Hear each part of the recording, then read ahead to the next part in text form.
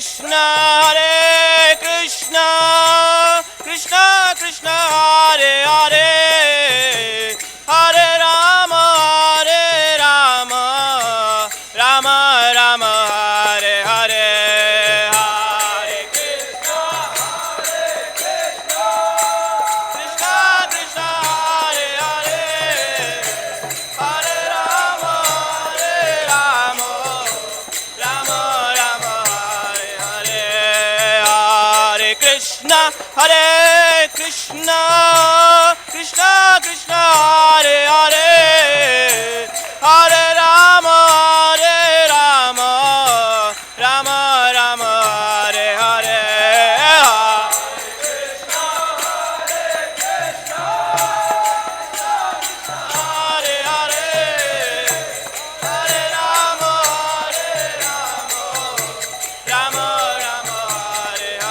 Hare Krishna, Hare Krishna, Krishna Krishna, Hare Hare, Hare Rama, Hare Rama, Rama Rama, Hare Hare.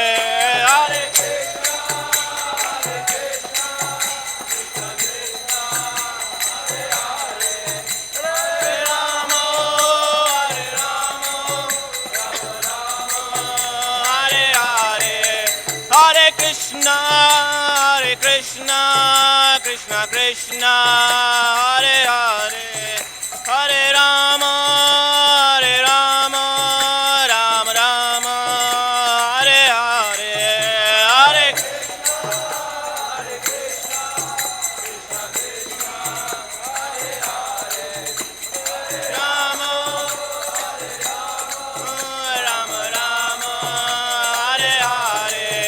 Jai Gauranitai, Gauranitai, Gauranitai, Jai Gauranitai, Gauranitai, Jai Gauranitai, Jai Jagannatha, Jai Jagannatha, Jai Baladeva, Jai Subhadra, Baladeva, Jai Subhadra. Jayo Kishora Kishori, Jayo Kishora Kishori, Jayo Kishora Kishori, Jayo Kishora Kishori,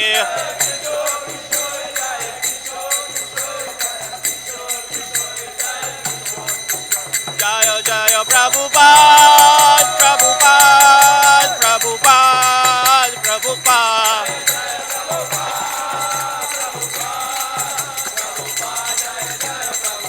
Prabhupada, Prabhupada, Prabhupada, Prabhupada. Jaya Prabhupada, Prabhupada, Prabhupada, Prabhupada.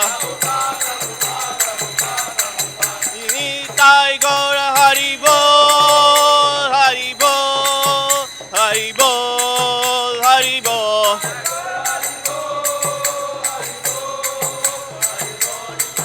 Hari Bol, Nitai Gaura Hari Bol, Hari Bol, Hari Bol, Hari Bol.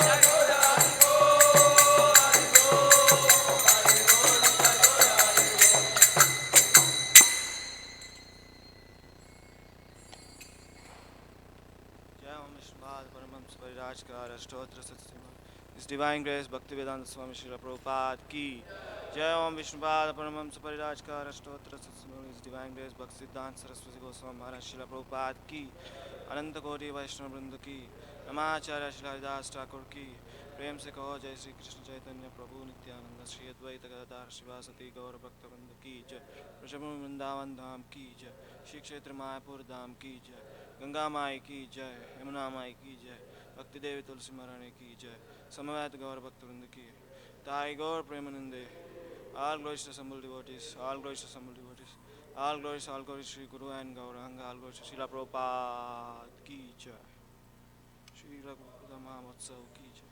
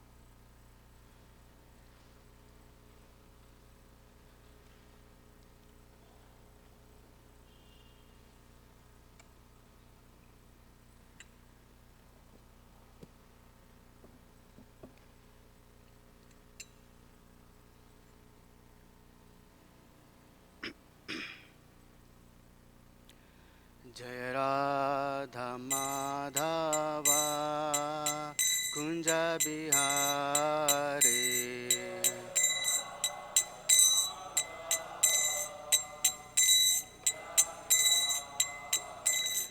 जय राधा माधवा कुंज बिहारी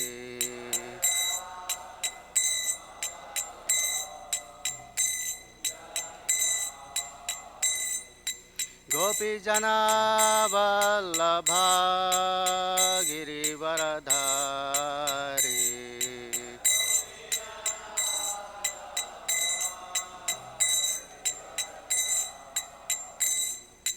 गोपी जना वल्लभा गिरिवरधारी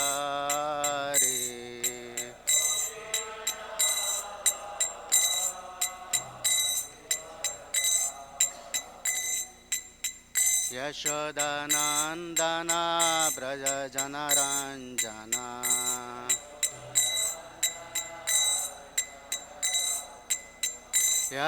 यशोदानन्दना व्रज जनरञ्जना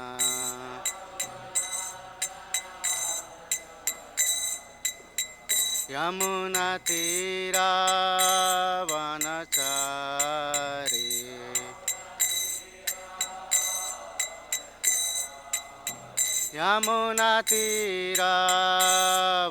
यमुनातीरावनचारी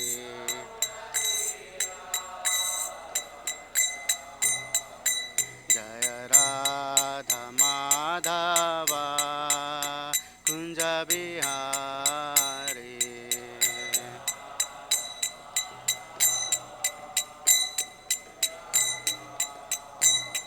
जय राधा माधवा कुंज बिहारी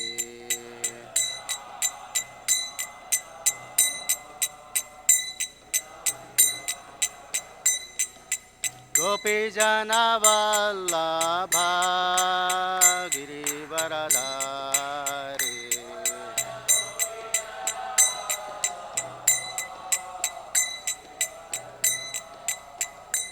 जय गोपी जना वल्लभा गिरिवरधारी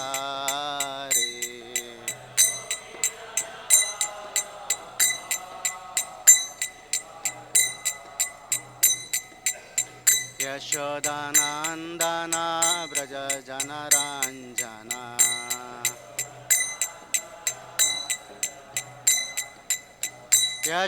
यशोदानन्दना व्रज जनरञ्जना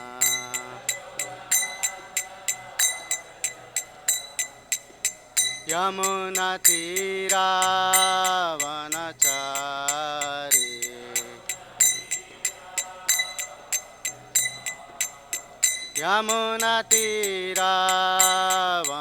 यमुनातीरावनचारी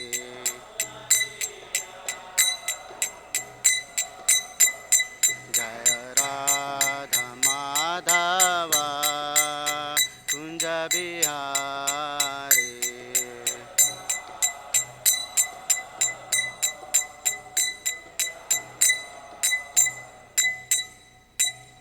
जय ओम Vishnupad Paramhans Parivrajakacharya Ashtottara Shata Sri Srimad divine grace A C Bhaktivedanta Swami Srila Prabhupada की जय अनंत कोटि वैष्णव वृंद की जय ग्रंथराज Shrimad Bhagavatam ki jai all glories to the assembled devotees Hare Krishna all glories to the assembled devotees Hare Krishna all glories to Sri Guru and Gauranga all glories to Srila Prabhupada की जय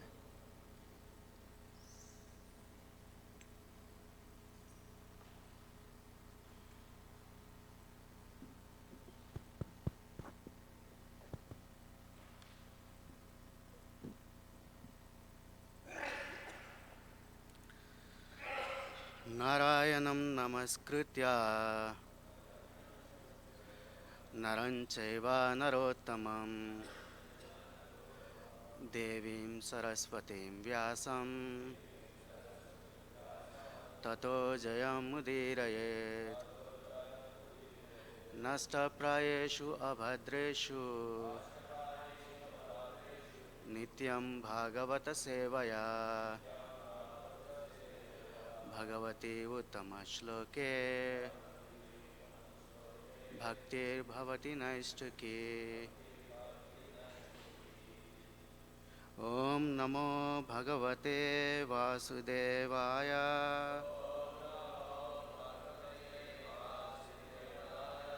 ॐ नमो भगवते वासुदेवाय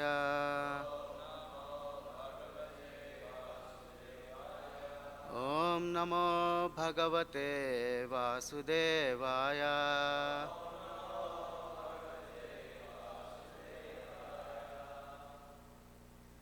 We will be reading this morning from Canto 7, Chapter 7, titled What Prahlad Learned in the Womb. Text number 21.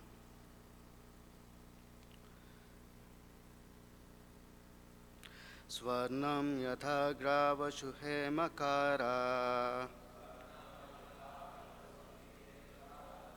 kshetreshu yogaistadabhignayapnuyat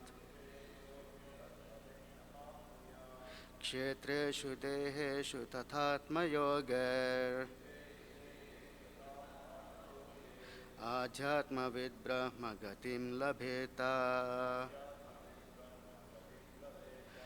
स्वर्णम यथा ग्रावसु हेमकारः क्षेत्रेषु योगैस्तदभिज्ञयाप्नुयात् क्षेत्रेषु देहेषु तथात्मयोगैः आध्यात्मविद ब्रह्म गतिम लभेता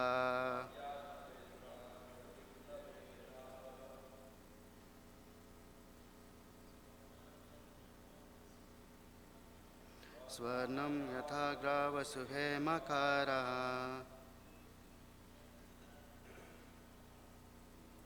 क्षेत्रेषु योगैस्तदभिज्ञयाप्नुयात् क्षेत्रेषु देहेषु तथात्मयोगे आध्यात्मविद ब्रह्म गतिम लभेता स्वर्णम यथा ग्रावसु हेमकारः क्षेत्रेषु योगैस्तदभिज्ञयाप्नुयात् क्षेत्रेषु देहेषु तथात्मयोगैः आध्यात्मविद ब्रह्म गतिम लभेता स्वर्णम यथा ग्रावसु हेमकारः क्षेत्रेषु योगैस्तदभिज्ञयाप्नुयात् क्षेत्रेषु योगेषु आत्मयोगे आध्यात्मविद ब्रह्म गतिम लभेता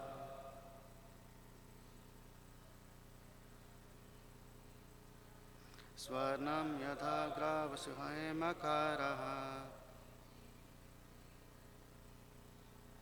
क्षेत्रेषु योगैस्तदभिज्ञयाप्नुयात् क्षेत्रेषु देहेषु तथात्मयोगे आध्यात्मविद ब्रह्म गतिम लभेता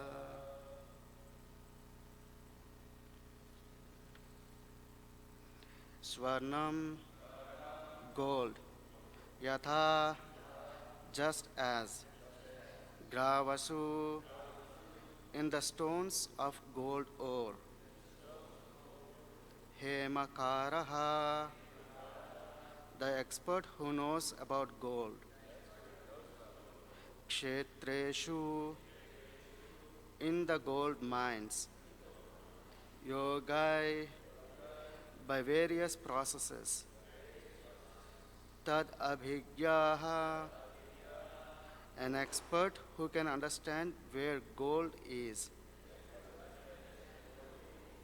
apnuyat, very easily obtains, kshetreshu, within the material fields, deheshu, the human bodies and all the rest of the 8,400,000 different bodily forms.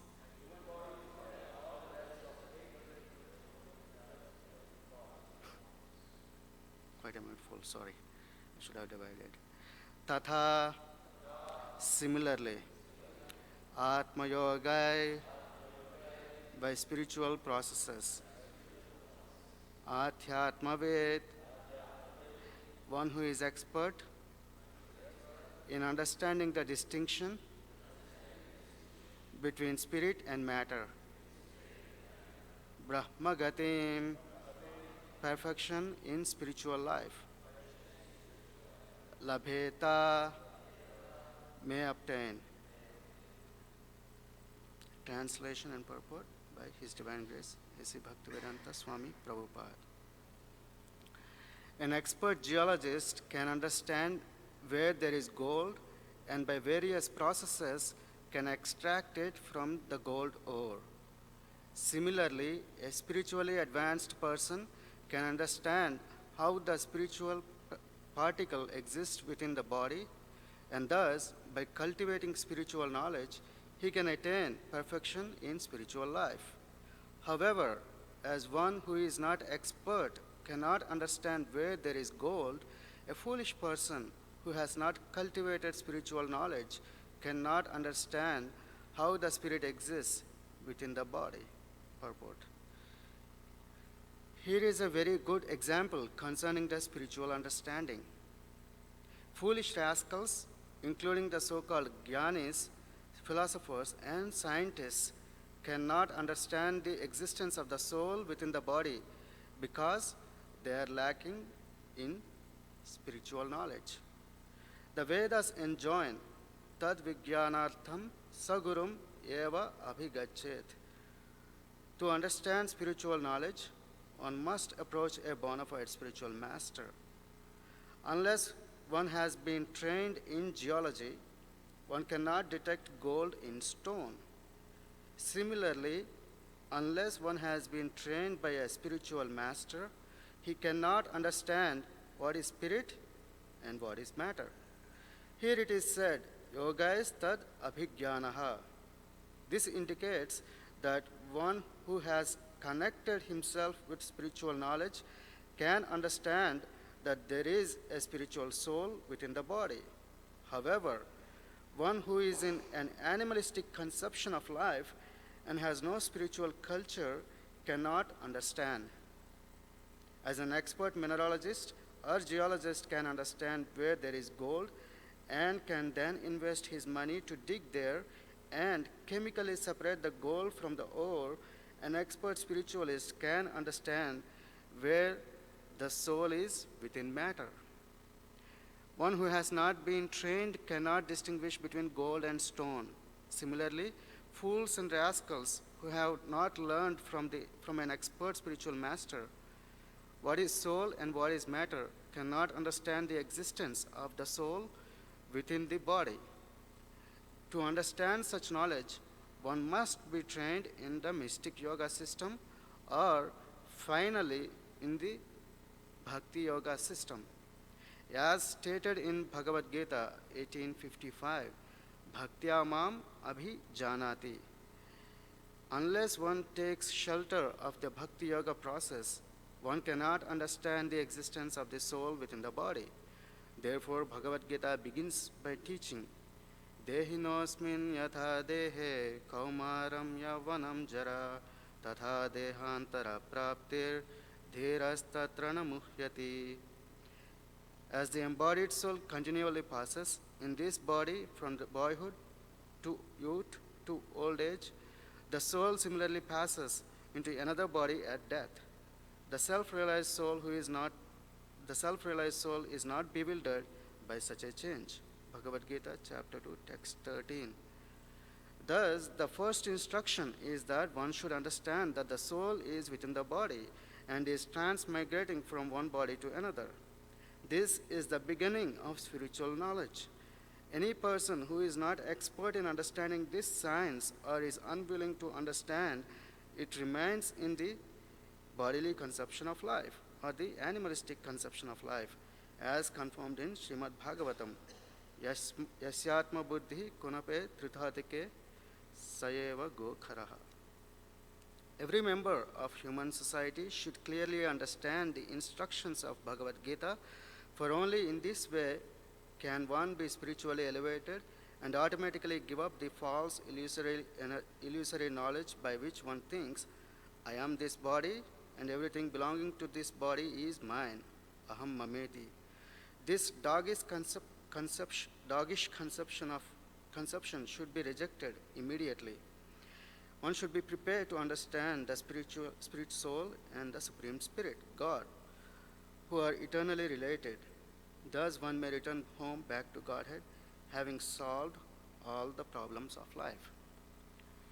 Om Ajnana Timirandasya Jnananjana Shalakaya Chakshurunmilitam Yena Tasmai Shri Gurave Namaha Shri Chaitanya Manobhishtam Sthapitam Yena Bhutale Swayam Rupa Kada Mahyam Dadati Swapadantikam Vancha Kalpatarubhyascha Kripa Sindhubhya Evacha Patitanam Pavanebhyo Vaishnavebhyo Namo Namaha Jai Sri Krishna Chaitanya Prabhu Nityananda Shri Advaita Gadadhara Shri Vasadi Gaura Bhakta Vrinda Hare Krishna Krishna Krishna Hare Hare Hare Rama Rama Rama Hare Hare Mukam Karoti Vachalam Pangum Langayate Giri Yat Kripatamaham Vande Shri Gurum Dinatarinam.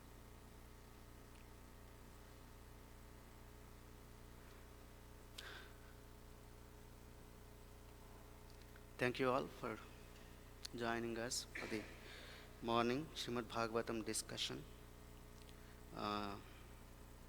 Krishna is very merciful, but it takes a lot of faith in Krishna to understand his merciful nature. Sometimes it manifests in different forms. And for this morning,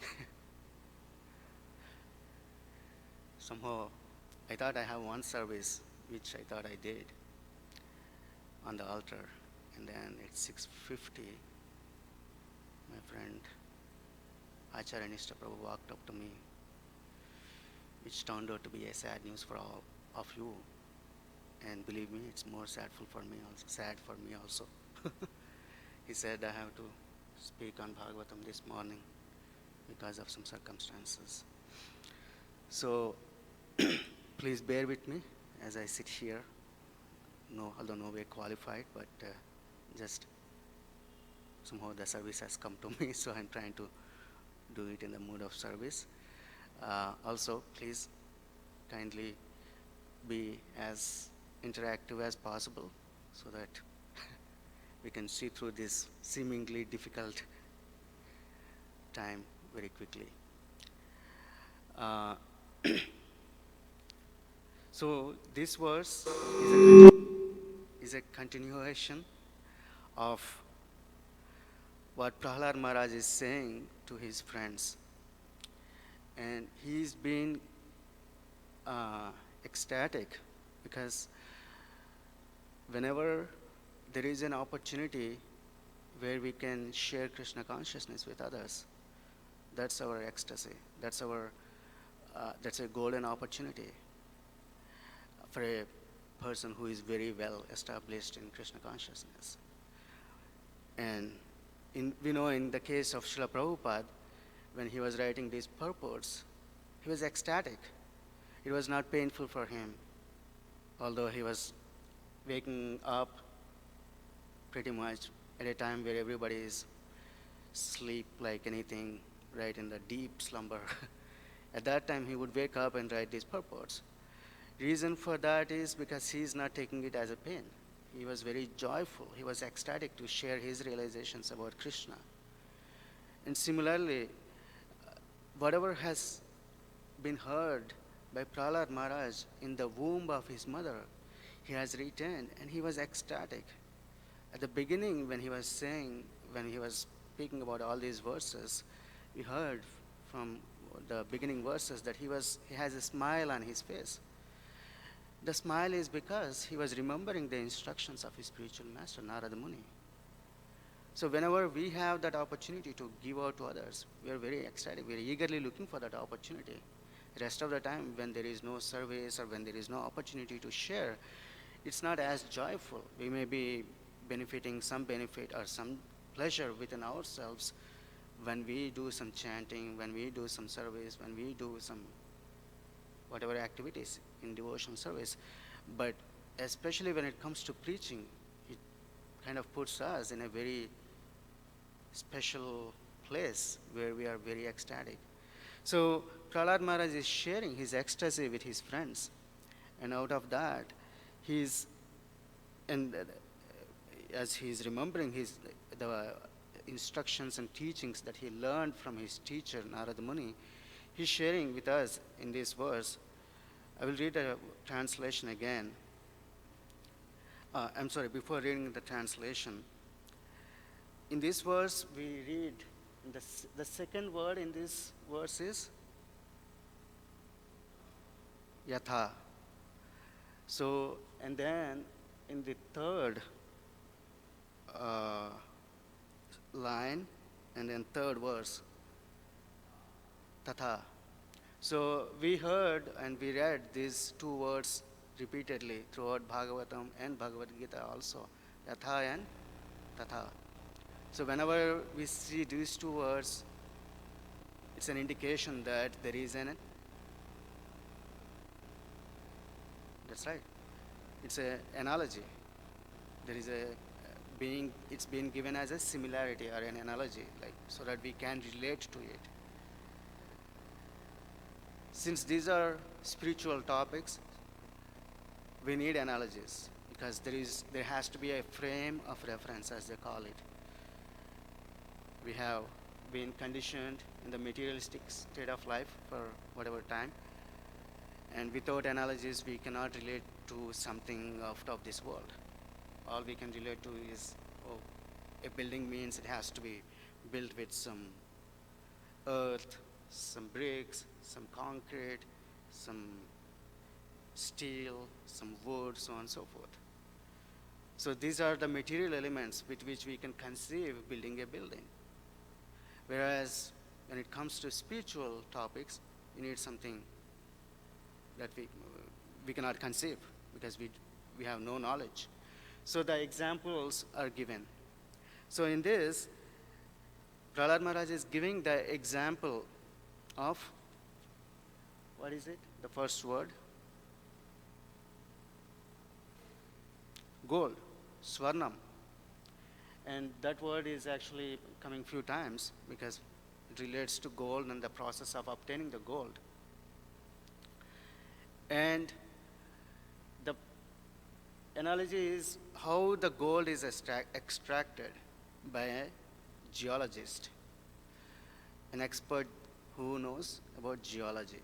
Because we can't simply dig gold, obviously. If you go further east of here, we're going to see, I'm asking questions because I as much want interaction. If you go east, we're going to see beach, the lake shore. And further, if you go towards downtown south, where the high skyscrapers are, do you know what underneath those buildings used to be? At least most of Lakeshore and most of Michigan Avenue, all those big skyscrapers. Back in 1920s, it all used to be the river, the Chicago River. Back in 1920s, it all used to be the Michigan Lake. And then they filled with bunch of sand, bunch of dirt, bunch of rubble, everything, because they can develop that land, the shore. What used to be a lake is now a place where they're putting a bunch of buildings. So only a geologist can know such things, where there is useless dirt is, and where there is actual gold is, most importantly. And similarly, a person who is expert in transcendental knowledge can distinguish where there is Atma, Tatha Atma. That similarly, the soul is residing in the matter. So only an expert can distinguish the matter from the soul. That's basically what Prahlad Maharaj is saying. And as Prabhupada has translated, an expert geologist can understand where there is gold and by various processes can extract it from the gold ore. So the geologist's function is find out where there is gold. And they have a process, and it's very tedious. It takes a lot of time, a lot of effort. And if you, I don't know, if you dig tons of earth, literally and practically, you may get some ounces of gold at the end. And that's the value of gold. It's considered a precious metal. There is a reason. But to extract that much little gold, they have to extract so much earth, and they have to select a suitable field. The kshetra that is mentioned in this verse is the field where there is gold. We cannot extract gold everywhere and anywhere. Like I said, if you go and dig something in Chicago, mostly you will find is whatever they have used to bury the river and the Michigan Lake. And further west, if you go, they have straightened the river back in 1929. The river used to be curved, and then they straightened. How did they straighten? They put some walls, and then they put some bunch of, in layman's terms, dirt, all kinds of rubble. That way they can have a straight river, and then that land is used for development. Other purposes are also there. But so the kshetra is, the expert geologist can only do that thing. Not anyone can do. Similarly, a spiritually advanced person can understand how the spiritual particle exists within the body, and thus by cultivating spiritual knowledge, he can attain perfection in spiritual life. Brahma Gatim. The Brahma Gatim that's mentioned in this word refers to, Gatim means he will obtain at this stage in Brahman, the perfection of life. However, as one who is not expert cannot understand where there is gold, practically most of us, a foolish person who has not cultivated spiritual knowledge cannot understand how the spirit exists within the body. So we see that there are not many spiritually advanced people. But when we see those spiritual advanced people or persons, that's their quality. They can distinguish between spirit, soul, and matter. They can see within the matter without getting covered by the vision or by the externalities. So in this purport, Prabhupada is talking about how it is important for us to get to the stage of spiritual conception of life. Because where we start is materialistic conception of life. We have a material body. We identify, most of us, and it's a by the default nature that we feel the threefold miseries of life.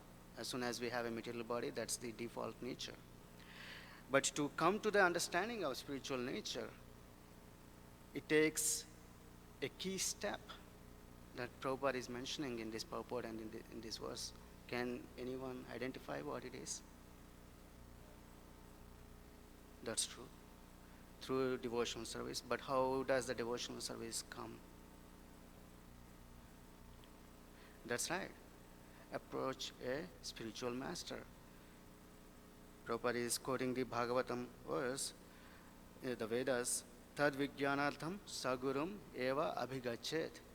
So in order to know the transcendental knowledge, one has to approach a bona fide spiritual master. That's the key from nescience that can transfer or to open the door to knowledge. That's the bridge from nescience to transcendence.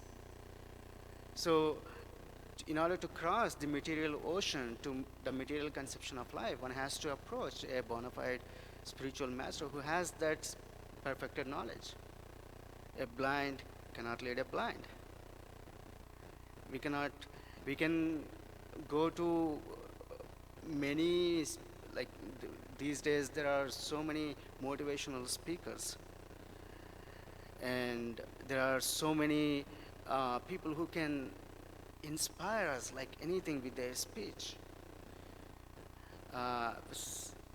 Came across something, and then there were like packed hall of thousands, literally thousands of people in a big auditorium, and they were all listening to some young person. Apparently he was successful in his, I don't know, obtaining some high job or whatever it is, and he's speaking on some motivational speaking, and the age group of the audience was from anywhere between toddler is an exception, maybe children, to elderly people, like old aged people.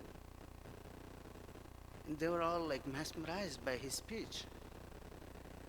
What is it about? Is it something that will differentiate or that will promote them from where they are in the materialistic state of life to higher state? No. It will further entangle at best or further implicate in how to in their attempts to configure the material nature at best. But this spiritual knowledge is not such. It's not simply how people in mundane life get inspired. It takes, as Krishna says in Bhagavad Gita, what are the 3 steps in order to go and approach a spiritual master?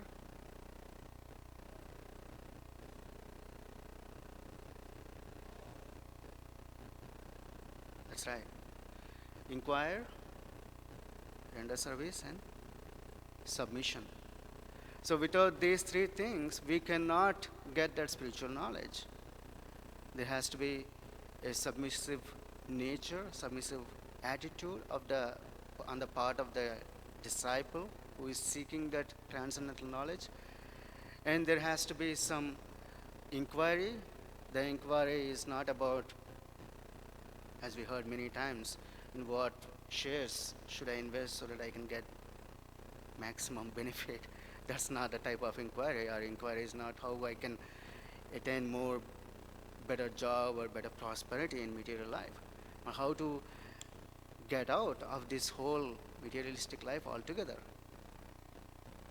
And then it has to be enjoined with the service, because with the service, as Prabhupada has beautifully translated the bhakti word, he said it's devotional service. Usually for most, at least for those who have the Indian background, the word devotion means bhakti, or bhakti means devotion. But when we read first Prabhupada's purpose, it's mentioned repeatedly, devotional service. And the reason being, it's when there is only a feeling of sentiment in the heart, it is devotion, or it's a sentiment, it's a feeling. It does not invoke, or it has no practical application. But Prabhupada has put a lot of emphasis as well on the aspect of service also. So it's not that we have certain feelings in the heart and we don't do anything for that matter. We have to do something. And that doing is for the aspect of service, for the aspect of pleasing Krishna, for the aspect of pleasing his devotees. Without service and without inquiry and without submission, one cannot receive the transcendental knowledge. And as we heard in Bhagavad Gita, Arjuna has those 3 qualities, and when he surrendered, until that time Krishna didn't speak. And from the time he said, I surrender, you show me the light, then Krishna started speaking Bhagavad Gita. And his very first instruction, one of the very first instructions is, Dehino asmin yatha dehe. That's what basically, as he heard from, as Arjuna heard from Krishna, And similarly, Narada Muni, coming in disciplic succession, as he passed it on, Prahlad is repeating the same instruction in his own words. He is not manufacturing or giving something else. Okay, this is my interpretation. And that's the beauty of disciplic succession, that the message is transparent, and it's transferred in a transparent manner. There are no breaks in the message, how it is transferred. And being the most loyal and showing his fidelity to the disciplic succession, Prabhupada also is presenting the same message in the form of Bhagavad Gita as it is. So I would like to state a couple of more points, and then I will open up for discussion. There is this tendency in us, as Prabhupada talks about the bodily conception of life. I am this body and everything belongs to this body is mine. Aham mameti.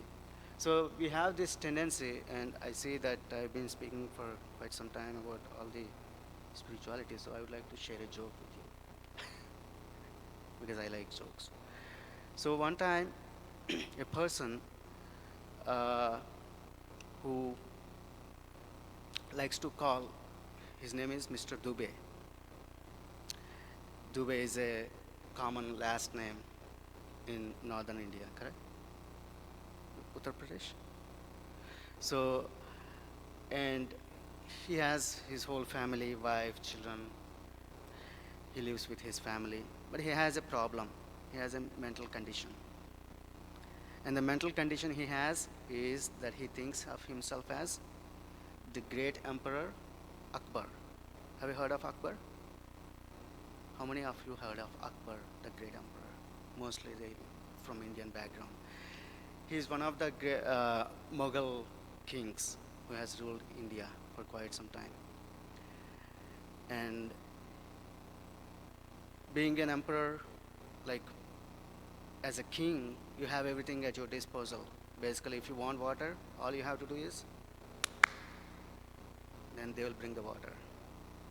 And then the kingly, the stature, the position, everything.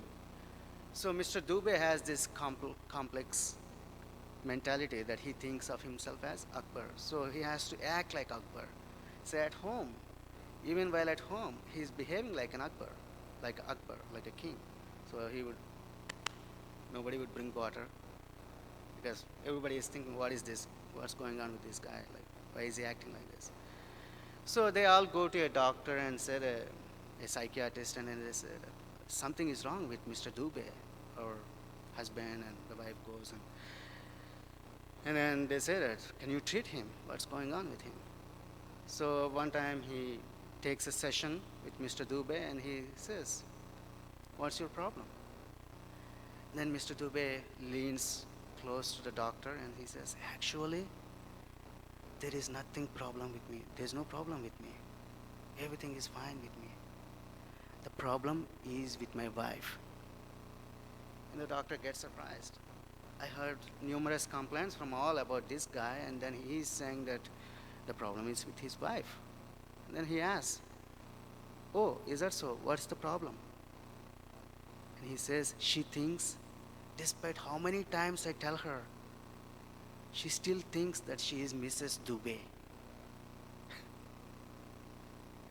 So it's not that he is thinking that there is something wrong with him. He is thinking that simply because he is in illusion, some others who are seeing, although they are seeing the right way of life, he is thinking that something is wrong with others. He is thinking actually his wife should think that she is Mrs. Akbar, the queen. Or why she is behaving like Mrs. Dubey, like a lowly person. That's his problem. Because for him, aham mameti, what belongs to me, of course, he is not even thinking that he is even body. He is thinking that he is somebody else. In one sense, those who have the material body are also same, and those who have the material conception are also same. We are all illusioned to think that we are these bodies. And to cross over that conception of life takes that key step, as we discussed, approaching a bona fide spiritual master and receiving that transcendental knowledge by surrendering, by inquiring, and by rendering service. I would like to stop there and see if there is any discussion.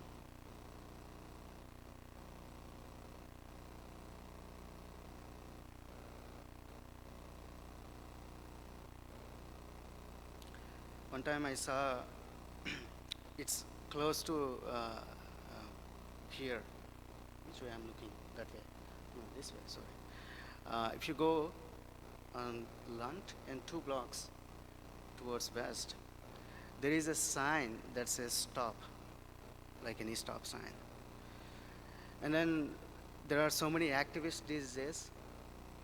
There are animal activists, there are vegans, there is a lot of movements in different forms.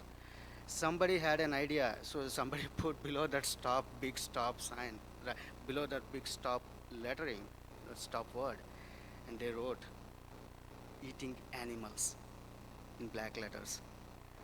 And then I saw that, oh, this is funny.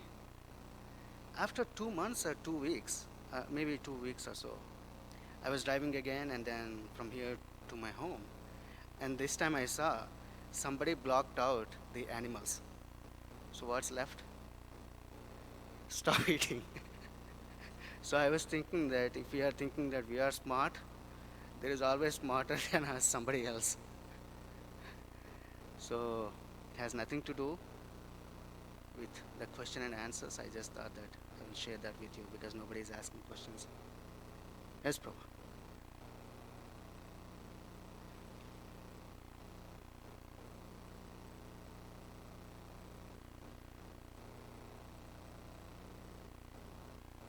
Hare Krishna. I'm wondering if you can speak a little bit about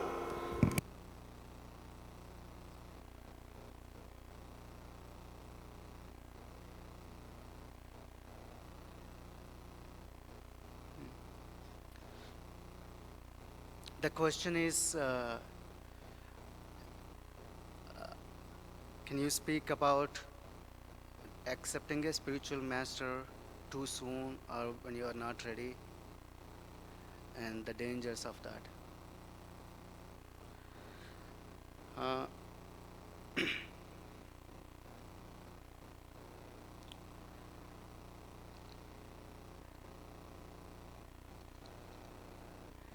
It's an individual, what I say is assessment of every it differs from person to person how we can assess whether we are ready or not. And the process of surrender, it's not an event. Sometimes we may feel that surrender means it's a big word. That means I have to give up all my things and I have to surrender. Basically, here I am, hands raised, I surrender.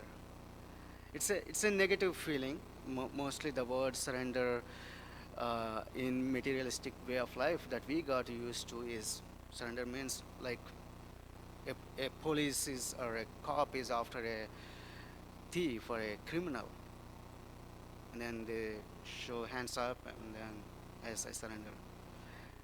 That's unfortunate. But in spiritual life, the surrender is a more joyful event and more a process of purification also. So in other words, it's also not simply that a one-time event that yes, on this day I surrendered, everything is done. I'm coming to you as a clean slate, which would be nice, but the process of surrender is a gradual event, a gradual process. 1 person, 2 person, 3 person, 4 person, there is 100% surrender. So approaching a spiritual master and surrendering or accepting a spiritual master is when we are ready, it depends on our heart's disposition. And the dangers of it is, if we are not ready, obviously we won't be surrendered. And that surrender is, like I said, it's not that the spiritual master's expectation is from day one, you are okay, 100% surrendered. It's a relationship. As the relationship grows, the surrender can also grow, should also grow, and would. So it's from, if I have 5% surrender, and with that 5% I want to approach a spiritual master, that's okay. And it is up to you and the spiritual master to decide from that point onwards how we can take it forward. And there is no expectation, just like Krishna says in Bhagavad Gita, ye yatha mam prapadyante tam tateva bhajamyaham. To the extent we surrender unto Krishna, Krishna gives himself to us through the form of the realization, his mercy. So to the extent we can surrender, that much is accepted. There is no figure that we can ascertain or put. It has to be this much, otherwise I'm not ready. And again, that ready part is also within to the individual person. Is that anywhere close to addressing your question? If not, I am completely sorry. Thank you. Any other comments? Yes.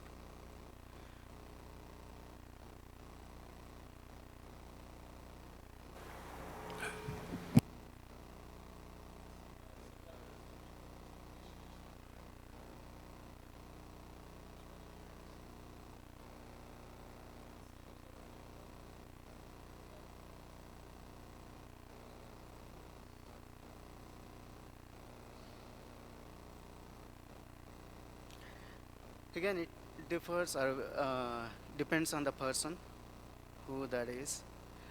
For certain people, I can recollect at least 2 personalities who are very famous in our movement. Can anyone recollect one person's name who has not been initiated? Yes. I'm sorry? No, I said, oh no, I said about who has not been initiated, although accepted by Prabhupada. George Harrison. And then I'm forgetting the last name of this devotee, Peter, his first name, Peter Burwash. And for those personalities, Prabhupada himself said, no need, correct? And based on his understanding, based on his understanding of whatever that is, the dynamic between the spiritual master and the disciple. So I'm hesitant to speak without knowing the context, but in general, the initiation, in certain cases it may not happen, but taking those examples, which are also very few, it's not very many, but I think you're asking from the perspective of the disciple, what is it that it's, why they are not taking for so long, or is that a question?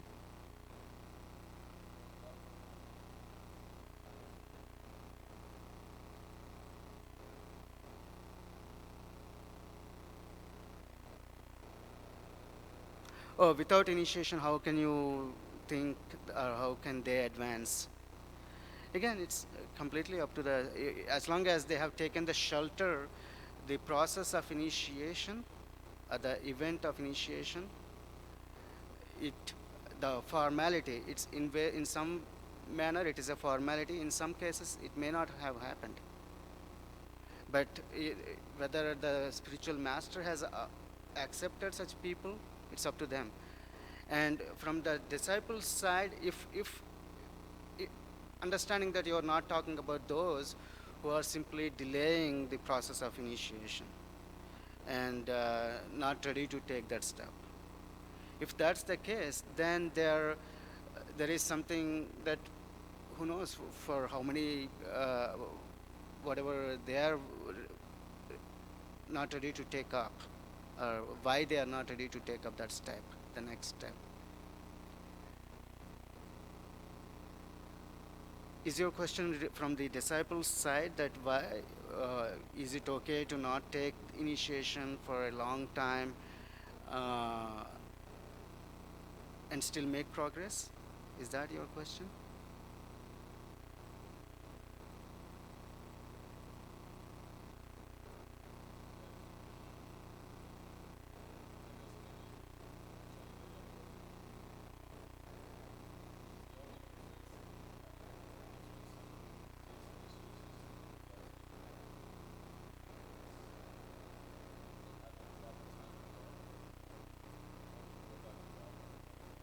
No.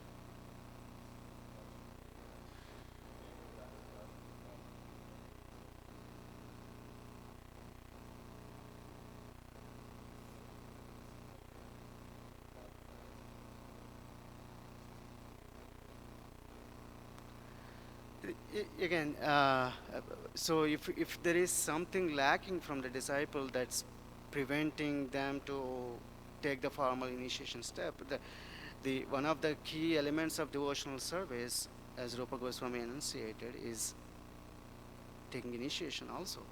So there is no uh, doubt, or there's no second guessing that principle of devotional service.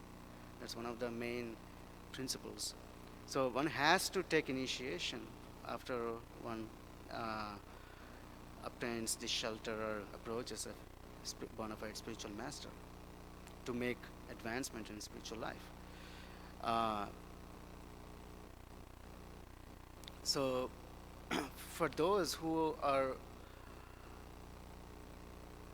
have not had that opportunity, I cannot speak. I have not heard like how it is that Krishna intervenes at the time of death or after death. What happens to them, simply because they were not initiated, but they still have the surrender to the spiritual master. Is that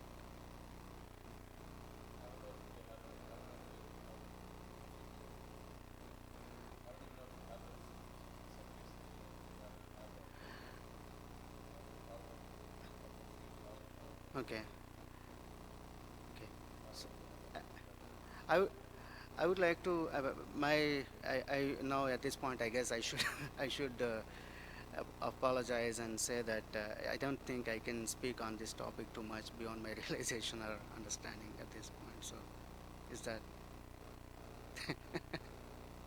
yes, bro?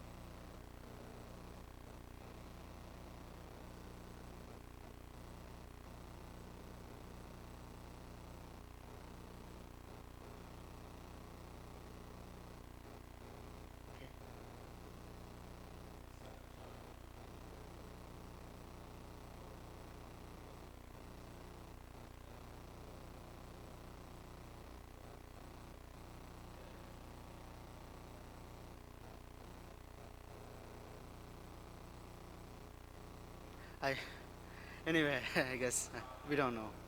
I don't know. Like I said, that's why I cannot speak. I have not heard. I have not experienced or anything. So most importantly, I have not heard anything about that topic. So I think it's better for me to not speak or speculate. Is that okay for you? Any other comments? If not, we will wrap up. All right. Thank you all very much for tolerating me and